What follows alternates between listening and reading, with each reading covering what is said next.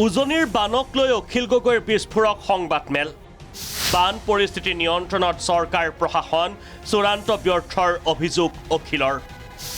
সমষ্টিৰ ৰাইজৰ বাবে সদায় যুঁজি যোৱাৰ হুংকাৰ বিধায়কগৰাকীৰ। উজনিৰ 3 জিলাৰ জলপ্ৰলয়ক লৈ আজি সংবাদমেল অনুষ্ঠিত কৰি চৰকাৰ প্ৰশাসনৰ বিৰুদ্ধে সৰব হৈ পৰে শিৱসাগৰৰ বিধায়ক অখিল গগৈ। বানত শিৱসাগৰ সমষ্টিৰ ক্ষয়ক্ষতি উল্লেখ কৰি অখিল গগৈয়ে কয়, শিৱসাগৰৰ ২৭টা পঞ্চায়তৰ ১৭টা পঞ্চায়ত সম্পূৰ্ণৰূপে বিধ্বস্ত। সমষ্টিৰ ১৪টা ৱাৰ্ডৰ ৬টা ৱাৰ্ড বিধ্বস্ত। শিৱসাগৰ সমষ্টিৰ ৪০,০০০ পৰিয়ালক ধুই গৈছে প্ৰলয়ংকাৰী বানে। ২৭টা পঞ্চায়ত আছে, সেই ২৭টা পঞ্চায়তৰ ভিতৰত ১৭টা পঞ্চায়ত 80%ৰ পৰা 100% পূৰা ধুই পেলালে। এই ১৭টা বাকীবিলাকতো 50% বা 50%ৰ ওপৰত হৈছে। এইকেইটা পঞ্চায়তত ১৭টা পঞ্চায়তত মোৰ 80ৰ পৰা 100% মানুহৰ ঘৰ শেষ কৰি পেলালে। মোৰ 14টা ৱাৰ্ড আছে, তাৰ ভিতৰত 6টা ৱাৰ্ড মোটামুটি শেষ কৰি পেলালে। তাৰ ভিতৰত 1 number ward, 2 number ward, 9 number ward, 10 number ward, 12 number ward আৰু 13 নম্বৰ ৱাৰ্ড। মোৰ গোটেই সমষ্টিটোত মুঠ মানুহ আছে ৫১,০০০ ফেমিলি দেই, ৫১,৯৪৯টা। আৰু সেই ৫১,৯৪৯টা ফেমিলিৰ ভিতৰত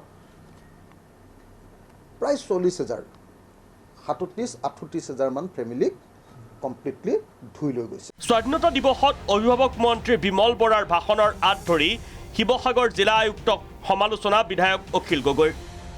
মন জিলাৰ আয়ুক্তই জনোৱাৰ পাছতো শিৱসাগৰ আয়ুক্তই কিয় নিদিলে জাননী? আয়ুক্তক ক্ষমা খোজাৰ দাবী বিধায়কগৰাকীৰ। ১৫ আগষ্টৰ তাৰিখৰ দিনা আমাৰ গাৰ্জেন মিনিষ্টাৰ বিমল বৰাই ক'লে যে তেওঁক আবেলি ৩মান বজাত নে কেইটামান বজাত আমাৰ DC মৃদুল যাদৱ ডাঙৰীয়াই বিমল বৰা ডাঙৰীয়াক ফোন কৰি জনালে যে আজি ৰাতিলৈ আমাৰ শিৱসাগৰত এটা ডাঙৰ জলপ্ৰলয় হ'ব।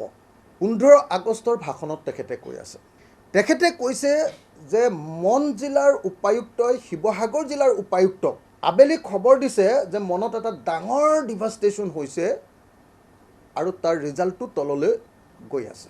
এতিয়া মোৰ প্ৰশ্ন হ'ল যে উপায়ুক্ত মৃদুল যাদৱ ডাঙৰীয়া আৰু আমাৰ গাৰ্জেন মিনিষ্টাৰ বিমল বৰা ডাঙৰীয়াই যদি তেওঁলোকৰ ভিতৰৰ এই কথোপকথনটো নিজৰ ভিতৰতে নাৰাখি সেইটো যদি ছ'চিয়েল মিডিয়াত দি দিলেহেঁতেন, সেইটো যদি সংবাদ মাধ্যমক কৈ দিলেহেঁতেন, বা সেইটো এখন জাননী আকাৰে যদি শিৱসাগৰ জিলাখনক জনাই দিলেহেঁতেন, তেতিয়া অসমৰ ১০৫জন মানুহ নমৰিলেহেঁতেন। এই দায়িত্ব পালন নকৰাৰ কাৰণে মই বিমল বৰা আৰু মৃদুল যাদৱ ডাঙৰীয়া এই দুইজনৰ প্ৰতি মোৰ এটা ভীষণ ক্ষোভ আছে আৰু মই তেওঁলোক দুইজনকে এই দুইটা কাম নকৰাৰ কাৰণে অসমবাসী ৰাইজৰ ওচৰত ক্ষমা বিচাৰিবলৈ সদায় আহ্বান জনাই আহিছোঁ।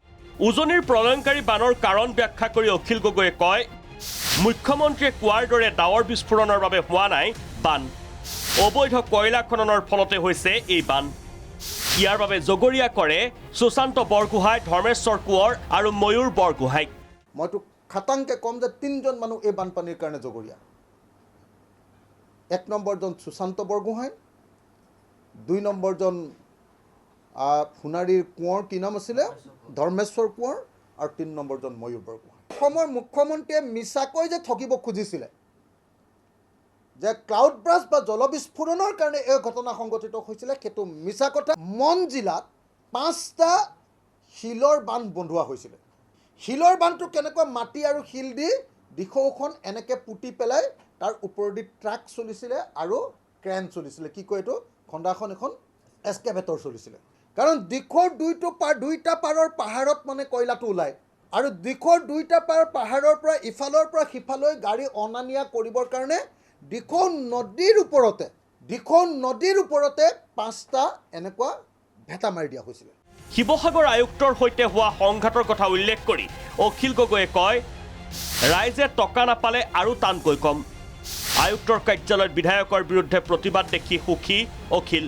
কৈছোঁ, টানকৈ কৈছোঁ, আৰু মই আপোনালোকক খাটাং কৰি আকৌ এবাৰ কওঁ, আজিৰ দিনটোত আজি ৰাতি 12টা বজাৰ ভিতৰত শিৱসাগৰ সমষ্টিৰ প্ৰত্যেকটো ক্ষতিগ্ৰস্ত পৰিয়ালে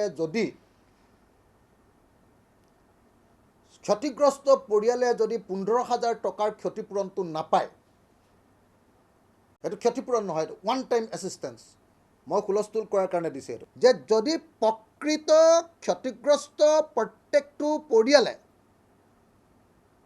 ক্ষতিপূৰণ, এইবাৰ কম্পেনচেশ্যন, আগৰটো এককালীন সাহায্য সেইটো গ'ল, ক্ষতিপূৰণ যদি সঠিক ৰূপত নাপায়, তেতিয়াহ'লে মই 1 লাখ মানুহ লৈ আহি হিমন্ত বিশ্ব শৰ্মাৰ ঘৰৰ টেবুলৰ ওপৰত মই তাণ্ডৱ নৃত্য কৰিম। কাজিৰঙাৰ ইক' চেঞ্চিটিভ জ'নক লৈ প্ৰতিক্ৰিয়া প্ৰকাশ কৰি অখিল গগৈয়ে কয়, মই 1 কিলোমিটাৰতো নাই, 10 কিলোমিটাৰতো নাই। কাজিৰঙাৰ দক্ষিণ পাৰৰ পাহাৰ খনন কৰিলে নাবাচে কাজিৰঙা। কাজিৰঙাৰ পাহাৰত 20,000 কোটি টকাৰ খনিজ পদাৰ্থ ওলোৱাৰ বাবে চৰকাৰৰ এই তৎপৰতা বুলি উল্লেখ গগৈৰ। মই মানুহ আৰু কাজিৰঙাৰ দুইটাৰ কথা কৈছোঁ যে মানুহৰ কাৰণে ইক' চেঞ্চিটিভ জ'ন 10 কিলোমিটাৰ বা 1 কিলোমিটাৰ বা 0 কিলোমিটাৰ কৰি দিলে কোনো আপত্তি নাই। কিন্তু ইক' চেঞ্চিটিভ জ'ন হওক বা নহওক, কাজিৰঙাৰ দক্ষিণ পাৰৰ কাৰ্বি আংলঙৰ পাহাৰবিলাকত যদি শিল খান্দে, কয়লা খান্দে আৰু বালি উঠায়, তেতিয়াহ'লে কাজিৰঙা নাবাচে। এই পাহাৰটোত বহুত ডাঙৰ প্ৰপাৰ্টি ওলাইছে, খনিজ পদাৰ্থ 20,000 কোটি টকাৰ খনিজ পদাৰ্থ ওলাইছে। Bureau report, Prag news.